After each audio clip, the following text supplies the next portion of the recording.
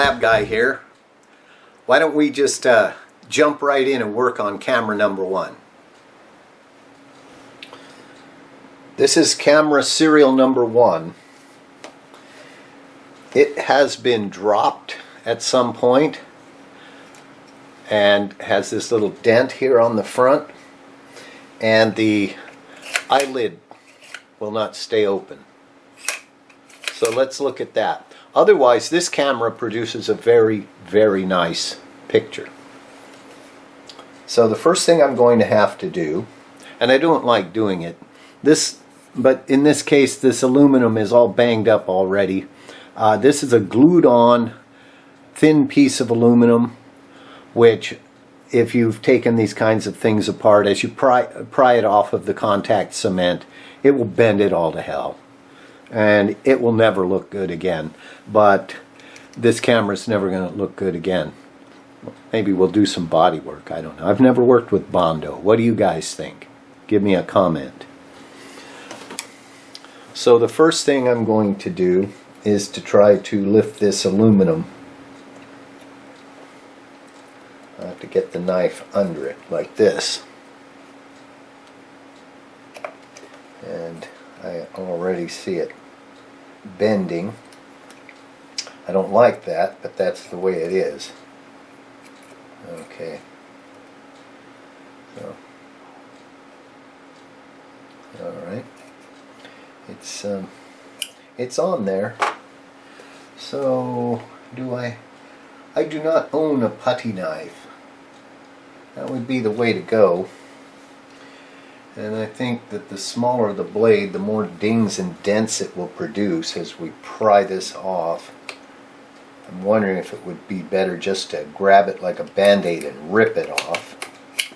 Yeah, see, cutting the glue beneath is creating all manner of ripples. This is not going to be pretty no matter what we do. How unfortunate.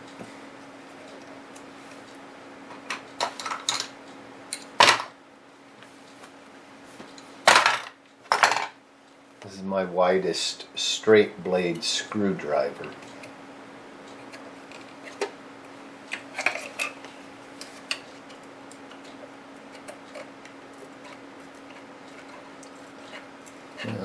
Oh, it's just filling it with dings and dents. There we go. It's not good. Not good. Okay. Alrighty, well we've got it off. So what I've discovered just now is we have 2 straight head screws. I'm not sure what's in this cavity here, but we'll find out soon enough. So let me put on my Nerdo visor so I can see.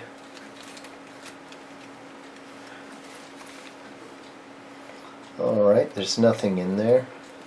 So we need a small tip straight blade screwdriver. When it comes to straight head screws, match the size of your screwdriver to the size of the screw head. If you use too small of a driver, you will gall up the slot in the screw, and if it's a tight screw, you can end up messing it up to the point where you cannot get it out.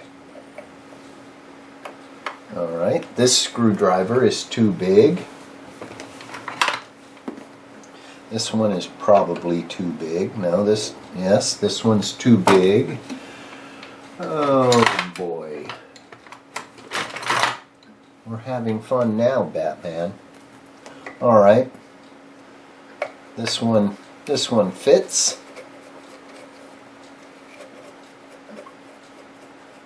Now I don't know if we have to pull the side covers yet to get this out.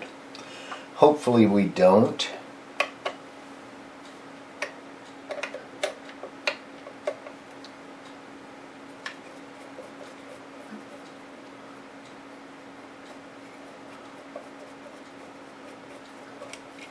Alright, and it comes off. There we go. There's the view inside of it. We have a dinged up corner. We might try to fix that, or maybe just even remove it might be better than the, I don't know, gives it some character, huh? Kind of like a girlfriend with a straight razor scar down her cheek. I don't know. Kind of sexy. And if you believe that, I have some mountainside property for sale in Florida. All right, let's have a look at this sliding shutter. Okay. It goes inside of here.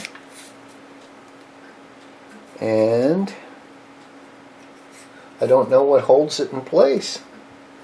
When you put it up,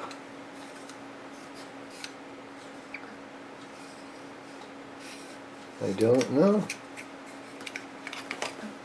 It has a couple of raised bumpules. Bumpules, that's a word, right? A bump here and a bump here. And I don't see any matching indentations that would result in this staying up. So I don't know what's supposed to hold it up. Unless there was a spring in the hole here. Perhaps there was a tensioner that's now missing. Maybe this was removed by somebody in the past. I don't know. We'll have to take one of the other cameras apart, and I really hate to we have one of these that has this already removed. Let's get that camera and compare.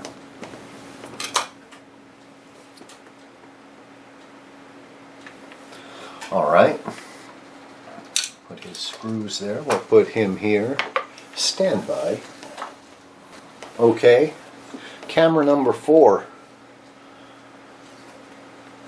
is available.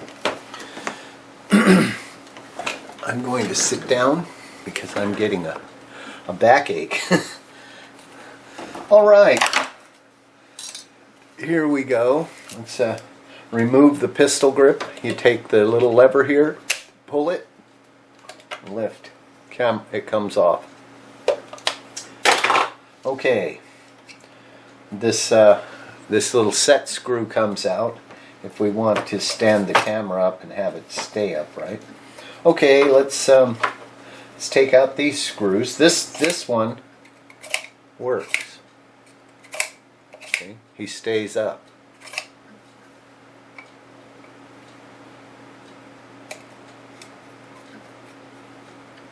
Oh, sorry, didn't realize you couldn't see. That's one.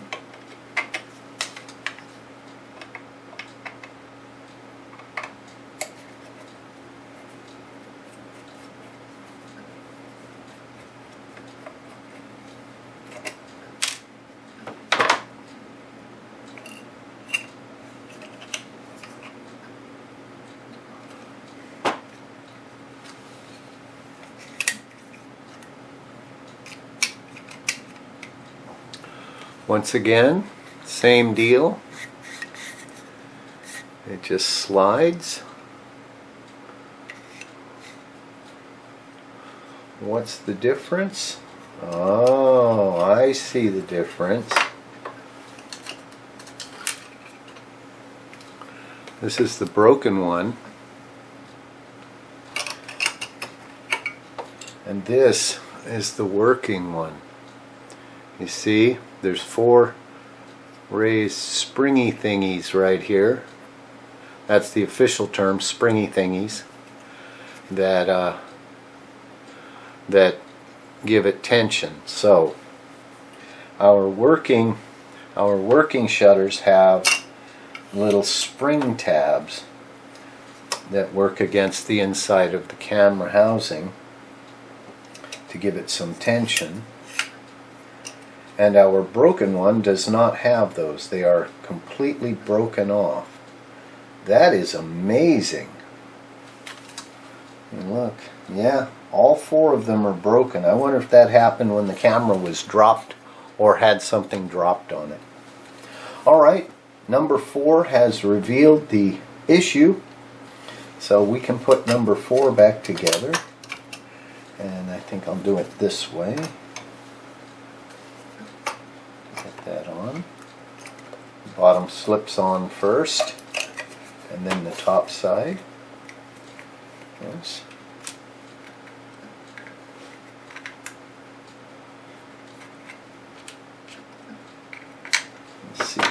Seat the two screws. Get them started. There we go.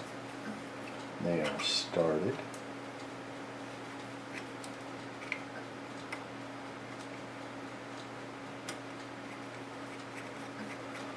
Alright, so now we know what's wrong with camera number 1 with his eyelid shutter. So our options are to place something beneath this panel, beneath the panel here, that will hold the eyelid up. Uh-oh. Oh, there we go. And I managed to put a nice thumbprint on the screen, on the lens. Maybe not. I was lucky. My thumb was clean, but of course it went right in, right on. Anyways, I digress. Alright, so this one has the tensioners and works fine. We'll figure out something about this decorative plate later. Alright, lay him on his side. So we have camera number 4, or camera number 1, and his broken shutter. So let's see. I don't know. I don't like cheesy repairs, but it's hard to say. Let's see what I can find in the ways of material to put in here that would provide some friction to hold that open. Okay, I've come up with a solution that seems to work very well. I'm using this stiff plastic foam. It's kind of thin. One piece is not enough. 2 pieces full size are too much. So what I've discovered is that by making a small piece and placing it at the upper end, and I'm going to attach it with some glue stick. Just a regular old grade school kind of glue stick. And we'll just coat this so that it stays in place.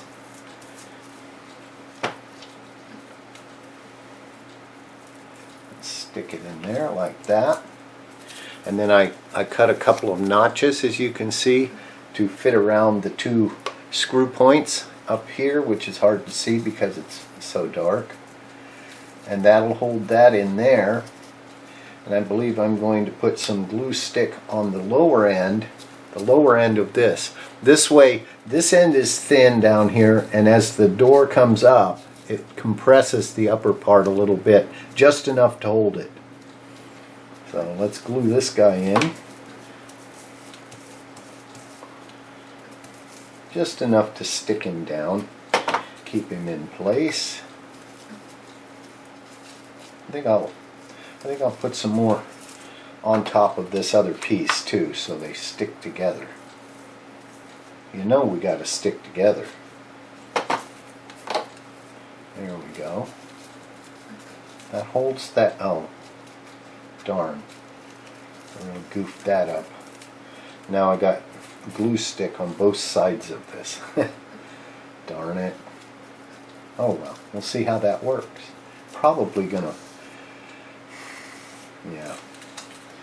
Okay. So that may or may not work now that I got glue all over it. Alright, that's our shutter. You hook the bottom edge of this on the lip on the camera body, and yeah. And now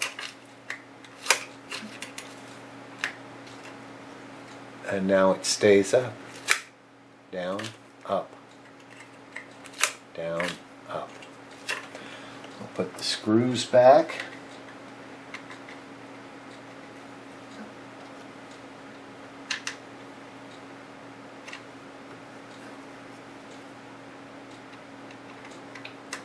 good, they're magnetic too. I can't see. Okay, here we go. If you have good eyesight, enjoy it while it lasts. Brought to you by a grumpy old man. There we go. Now we tighten these down.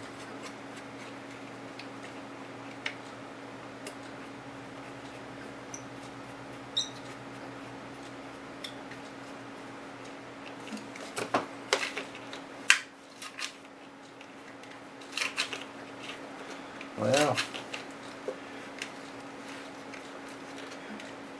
it'll probably take some time to wear in, but it's working well enough. It stays up, it doesn't fall down. So that's a simple repair. Is it ideal? Probably not. We'll see how it holds up. Alright, don't know what to do about the broken plastic. I'm not going to do too much about it just yet. Maybe I can reshape it with the heat gun. I don't know. It's pretty sad.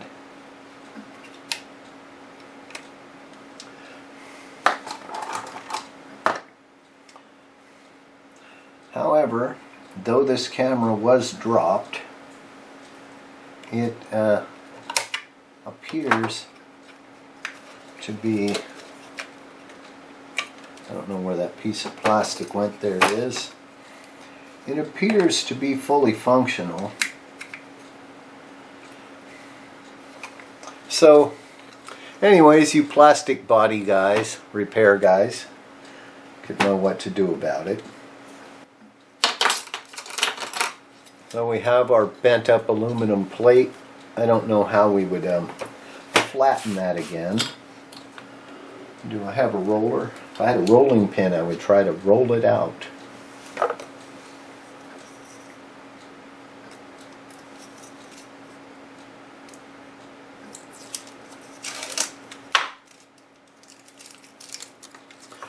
How about the roll for a roll of tape?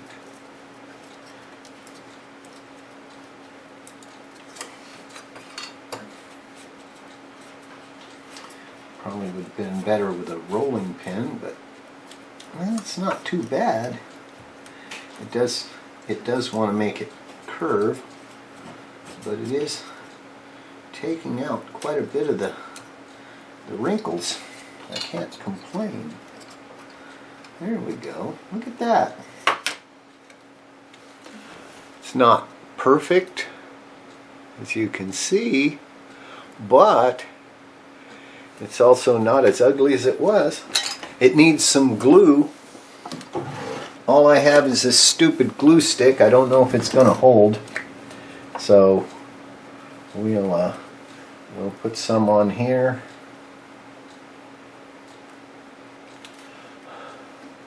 And some on here.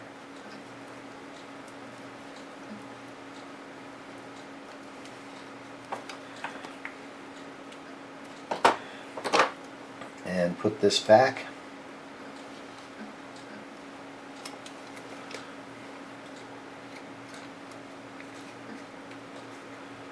I know this stuff is purple, but as it dries it will turn transparent.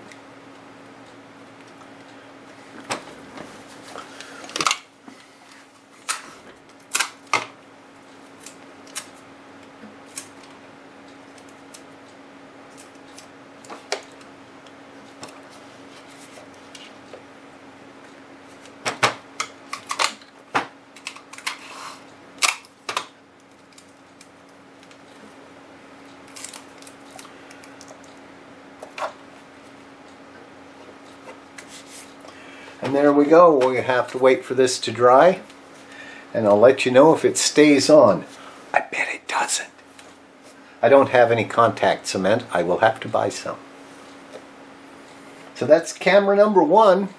We've repaired the eyelid, as I like to call it, to a degree. It wants to bind up a little. I don't know. It will wear in. It's doing okay. He lied, honestly. Alright, so that takes care of camera number 1. Let's check out the video from it next.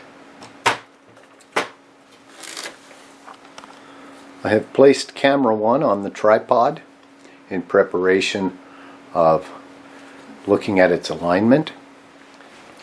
I'm using the Sony test pattern, and Spud is standing in today as our handsome model.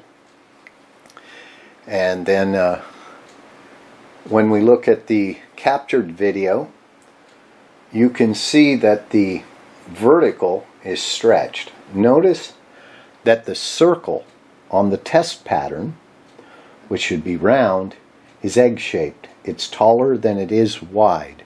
So we will have to adjust the vertical size in the camera.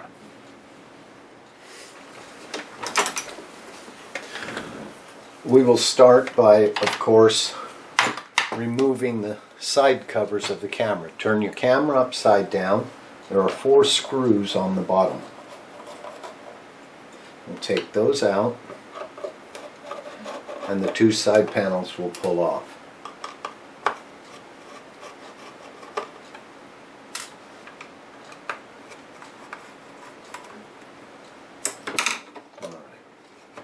Well, they would if I hadn't put this Scotch tape on here. Alright. Let's see if our front decorative plate falls off now. Yes, it does. Of course it does.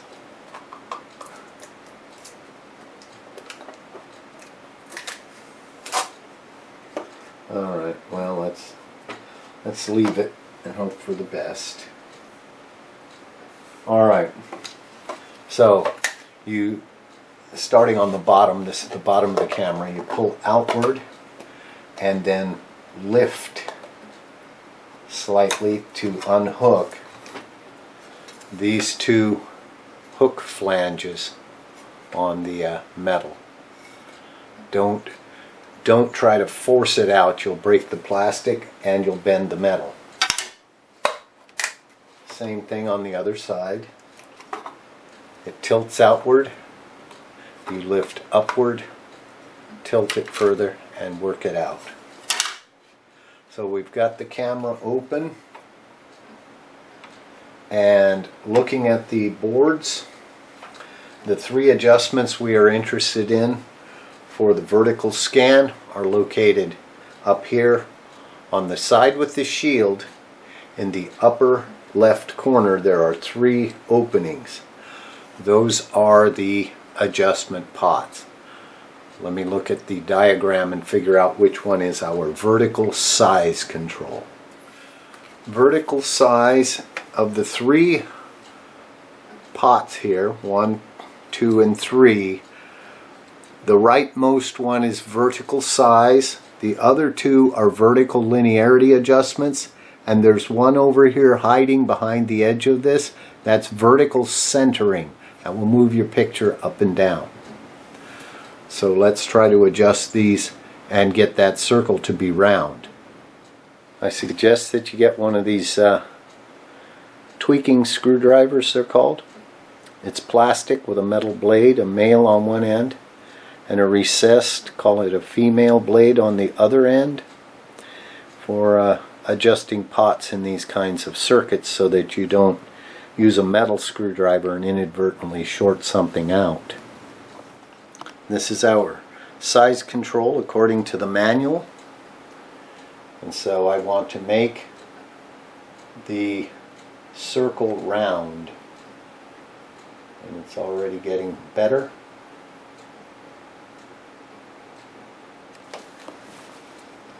There we go. I'm not going to touch the centering control. Linearity looks good. As you can see, I've now got the picture with a round circle. Let me adjust that again. It's the 3rd pot to your right, and if I adjust it this way, our picture gets taller on the monitor, which means the scan in the camera got smaller. And when we go this way, we can squash our circle and you want to adjust it until your circle looks round. And I suggest that you look at that image on an LCD monitor. An LCD, not on a CRT. If you use a CRT monitor to adjust a camera tube, a tube camera, the monitor may have nonlinearity, and you will adjust your camera to make your monitor look good. And if you're adjusting a monitor using a Vidicon camera or any vacuum tube camera and it is nonlinear, you will adjust your monitor to look good with that camera.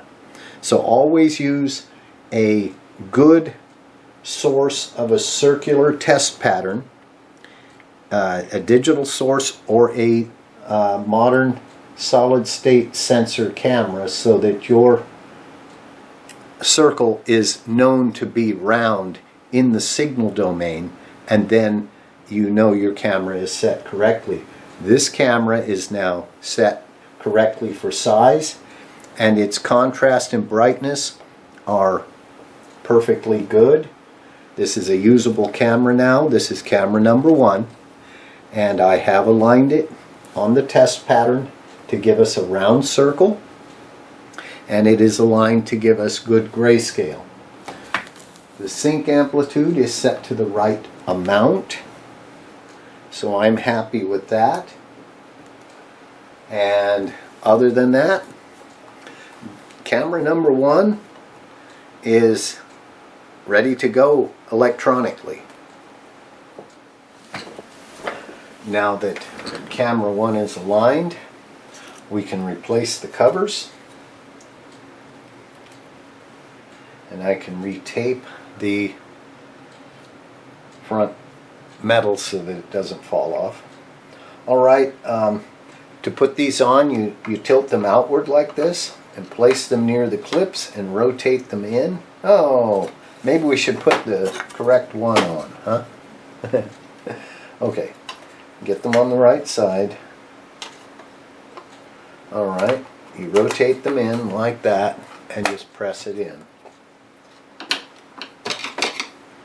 Some experienced people will find that description annoying, and those who've never taken something like this apart may find it enlightening. Either way, I figure I'll mention it and save you the trouble of breaking the plastic tabs in the camera, because they won't cooperate with you. And again, same thing, we're going to hook our tabs in and you kind of feel for it. Now, I want to mention this slider here. This switches your aperture, your iris in the camera lens, from open to somewhat closed for bright light, and low light. Or is it the other way around? Whatever. So this slider has a toothed piece in here, so you need to make sure that the little spring on the lens, I'll have to zoom in for that. There's a spring right here. It's very hard to see in the video. There's a little wire bail that sticks out, and it's up or down, and it's affected by that plastic. So I always place it in the up position, and then do the same with this slider. I put it in the up position, and then I put the cover on.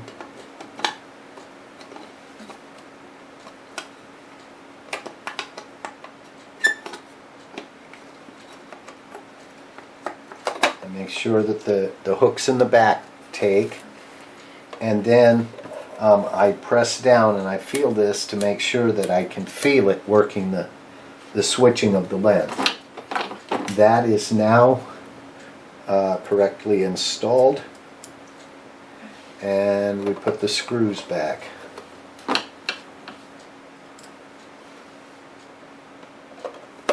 Just like that. And good old camera 1 is adjusted and working, at least as far as I'm going to take it. This is not our prettiest camera because it is beat up a little bit. Not bad. It's an operational camera. It's a little dinged up here. And, well, let's just call that a project for somebody else in the future to work on. Perhaps you have one of these cameras that's burned out or something, and you have these pieces. You can replace it yourself. I would think that taking this piece off, use a heat gun on it. Warm it up and soften the glue, and it possibly will pull off. Kind of like opening an iPad or a tablet. You use a heat gun on the front and go around the edge with a tool called a spooge or a spudge that gently pries up the edges. I didn't have anything like that here for this, and that's why this was dinged up to start with, so there's no major crime committed here. It's a shame about that corner. Camera 1, ready to go. Thank you for watching. I hope you enjoyed the repair of camera number 1. We went through and fixed a broken plastic, and we adjusted the vertical size, and you saw how that was all done. I showed you how you open and close the camera and the little aperture switch connection to make sure that's correct. That can frustrate you if you work on your camera. And I hope you got something out of it. Welcome all new subscribers. Greetings to all the old subscribers. I hope you enjoyed this very abbreviated episode. And until next time, Lab Guy out.